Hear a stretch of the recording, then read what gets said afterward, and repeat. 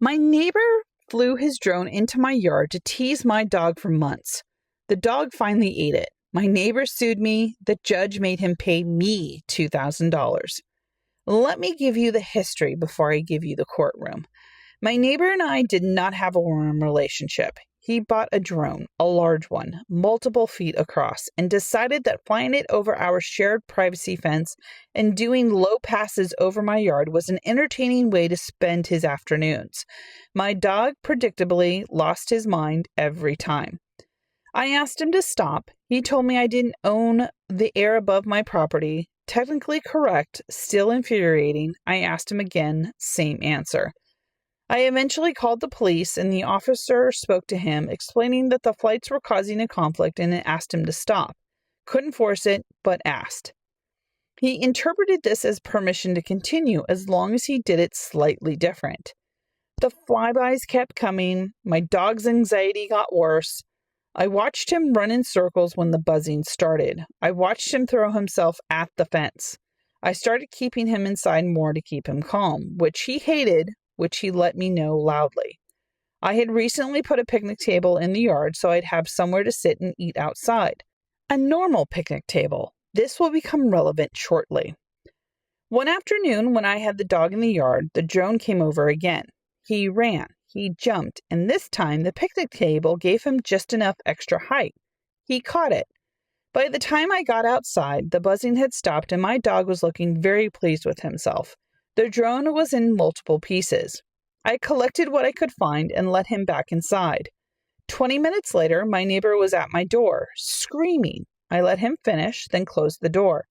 He called the police to report that I had refused him access to my yard to retrieve his property, which wasn't true. He never asked. He just came over yelling. Officers came, assessed the situation, noted that the drone had been destroyed inside my fenced yard, and that was that.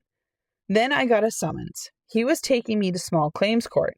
My mother-in-law is a paralegal secretary, so I got a free consultation with the lawyer she knew.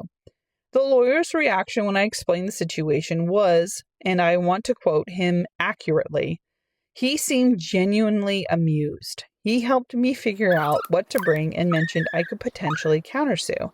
He also mentioned something about the FAA. On the day of court, I showed up with everything.